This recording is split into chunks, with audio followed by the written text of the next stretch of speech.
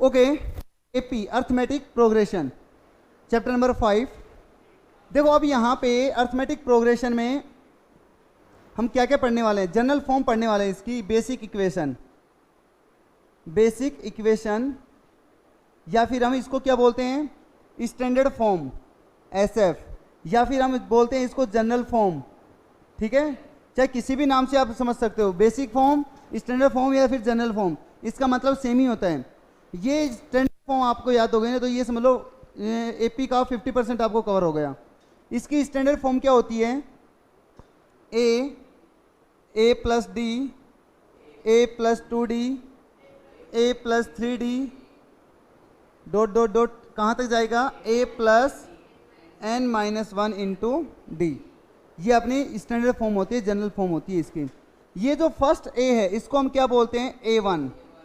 ये जो a plus AD है इसको क्या बोलते हैं, A2। a प्लस 2D है इसको A3, ये A4। ऐसे चलते जाएंगे कहाँ तक जाएगा, ये लास्ट में AN जाएगा।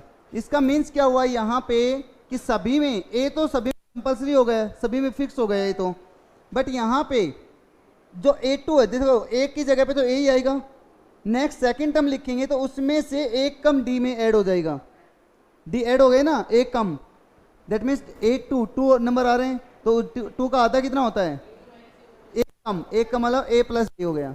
यहाँ 3 आ रहा है तो 3 से एक कम कितना होता है, 2 होता है, और 2 इंटू डी हो गया, 2D हो गया, क्लियर हो गया। 4 आ रहा है तो 4 से एक कम 3D। अब यहाँ पे n में से एक कम करेंगे तो n-1, n को ये क्या होगा, n-1 इंटू डी। तो ये एक फॉर्मूला बन गया अपना, किसका फॉर्मूला बन गया, nth टर्म का फॉर्मूला। nth टर्म का फॉर्मूला क्या बन गया, an equal to a plus n-1 into D, a plus n-1 into D, clear हो गया। अब यहाँ पे क्या क्या है ये सब देखो, where an equal to last term होती है, an equal to last term. a की वैल्यू क्या होती है यहाँ पे, फर्स्ट टर्म। n क्या होता है यहाँ पे, number of term. And d क्या होता है, कॉमन डिफरेंस, क्लियर। ये सब होता है। अब यहाँ पे देखो एनसीईआरटी में कुछ रेफरेंस बुक में क्या होता है, an को L से भी रिप्रेजेंट करते हैं, स्मॉल l से, ओके, L से भी रिप्रेजेंट करते हैं। ये क्या होता है, इसका मतलब भी लास्ट टर्म ही होता है, क्लियर हो गया। अब इसमें देखो कोई क्वेश्चन लेते हैं कि अपने पास कोई क्वेश्चन है ये कि 3, 5, 7, 9 और ऐसे अपने को फाइंड आउट कर ले। मान लो अपने को बोल दिया जाए 45 नंबर की टर्म, तो यहाँ पे हम बात कर रहे हैं ये जो फर्स्ट नंबर की जो भी अपने पास एपी होगी उसका फर्स्ट जो नंबर होगा वो क्या होगा, ए होगा। ये ए की वैल्यू क्या आ गई, 3 आ गई, ठीक हो गया। हम डी फाइंड करेंगे, डी का मीन्स, डी का मतलब कॉमन डिफरेंस माइनस करेंगे तो ये हो जाएगा, ये A1, A2, A3, A4 ऐसे चल रही है, तो ये हो जाएगा A2 माइनस A1। आगे वाली टर्म में से पीछे वाली टर्म को क्या करना है, माइनस करना है। तो A2 में से A1 को माइनस किया तो ये 5 माइनस 3 इक्वल टू 2। तो इसकी D क्या आ गया, कॉमन डिफरेंस 2 का आ गया। जरूरी नहीं है इन दोनों को ही करो, आगे वाले नंबर में से पीछे वाला नंबर को माइनस किसी को भी कर सकते हो आप, क्लियर हो गया।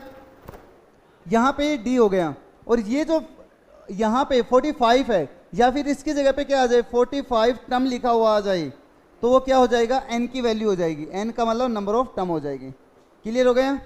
ये A, N और D हो गया। अब यहाँ पे देखो कोई एपी कब नहीं, एपी है वो कब नहीं होगी, यहाँ पे इसी एग्जांपल में यदि उसका कॉमन डिफरेंस क्या डिफरेंट आ जाए। इसको रफ कर देते हैं, उसका कॉमन कोई एग्जांपल है, मैं ले रहा हूं यहाँ पे 3, 5, 7, 8, 1, 15, इस टाइप कॉमन डिफरेंस आ गया, ठीक है। अब यहाँ पे समझना इन दोनों के बीच में कितने का गैप है, 2 का, यहाँ पे 2 का ही है, यहाँ पे 1, यहाँ पे 3, यहाँ पे 4, तो that means different common difference आ रहा है। तो ये एपी नहीं होगी। ओके, एपी कब नहीं होगी? जब कॉमन डिफरेंस डी की वैल्यू डिफरेंट हो तो एपी नहीं होगी। क्लियर हो गया? अब यहाँ पे देखो, अपने से सिंपल क्वेश्चन पूछ लिया जाए। फर्स्ट एक्सरसाइज में ऐसे ही आएगा कि find the A and common difference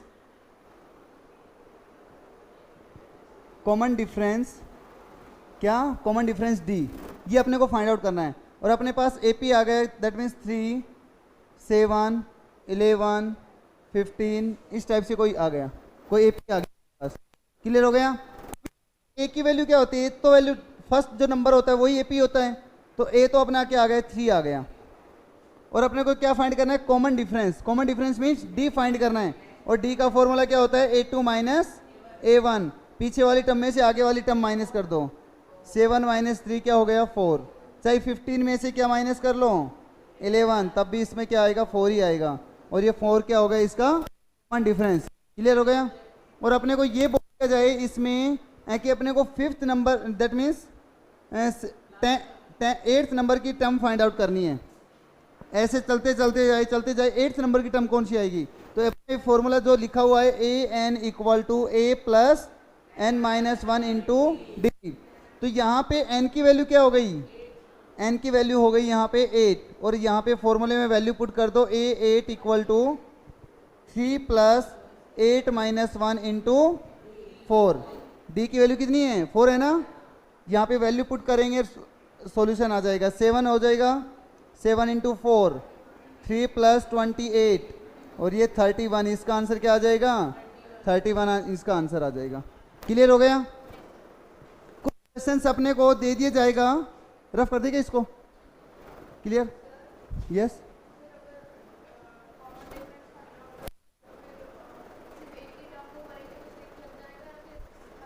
नहीं, में 2 में देख लेंगे, तब अपने को हो जाएगा। हाँ, हर एक के बीच में नहीं करना है। जैसे मैंने अभी लिया था 2 में, तो क्या आ रहा है? 2 का डिफरेंस आ रहा था, लेकिन पीछे वाले नंबर्स में क्या आ रहा था? थोड़ा डिफरेंस चेंज हो गया था, तो एपी नहीं थी। क्लियर हो रहा है? तो दैट मीन्स यहाँ पे अपने को एक बार नजर सभी के ऊपर, वो उसके ऊपर फोकस कर लेंगे कि उसमें कॉमन डिफरेंस सेम आ रहा नहीं आ रहा है। अब यहाँ पे देखो, एक कॉम्प्लिकेटेड क्वेश्चन देते हैं।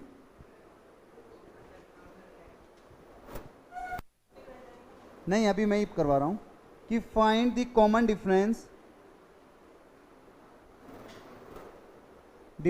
D and more than 3 terms. More than 3 term अपने को फाइंड आउट करनी है। और हम एपी ले रहे हैं, ये 3 प्लस √2, 3 प्लस 2√2, 3 प्लस 3√2, ये इस टाइप की एपी है अपने पास। और आगे वाली एपी अपने को फाइंड आउट करनी है। 3 मोर टर्म्स जो अपने को गिवन है ना, उससे क्या फाइंड करना है? 3 मोर देन और फाइंड करना है, 3 टर्म्स और फाइंड करनी है। यहाँ पे वैल्यू क्या आ रही है? यहाँ पे ए की वैल्यू क्या है? 3 है। यहाँ पे डी फाइंड करेंगे तो डी का means A2 minus A1। A2 की वैल्यू क्या है? 3 प्लस √2, और A1 की वैल्यू क्या है? 3। तो -3 से +3 कैंसिल आउट, तो इसकी वैल्यू क्या आ गई? √2 आ गई। और अपने को जस्ट आगे वाली वैल्यू फाइंड करनी है। तो जनरल फॉर्म के अकॉर्डिंग ये कौन से नंबर की टर्म हो गई? A1, A2, A3, A4। अपने को आगे वाली फाइंड करनी है, तो A5 फाइंड करेंगे, A6 और A7। क्लियर हो गया? 3 टर्म्स ही फाइंड करनी है ना, तो 3 टर्म्स के अकॉर्डिंग A5 को हम क्या लिख सकते हैं? जनरल फॉर्म के अकॉर्डिंग A5 को क्या लिखेंगे? A plus 4D, A plus 4D। और A की वैल्यू यहाँ पे क्या है? 3। की वैल्यू क्या आई? 3 प्लस 4√2। क्लियर हो गया? नेक्स्ट A6 को हम क्या लिख सकते हैं? 5D। और A प्लस 5D को हम क्या, A की वैल्यू 3 प्लस 5√2। क्लियर हो गया? A7 को A प्लस 6D, और 6D को 3 प्लस 6√2। अगर और भी अपने को फाइंड करना हो तो A प्लस 7√2, तो ये हो गया 3 प्लस 7√2। तो ऐसे कितने भी आप फाइंड आउट कर सकते हो। तो जो भी हम फाइंड आउट कर रहे हैं उसमें से एक कम कर देना वैसे अपने को। जनरल फॉर्म याद रख लो, 50% आपकी एपी कवर हो गई। क्लियर हो गया? चलो राइट डाउन करो एक।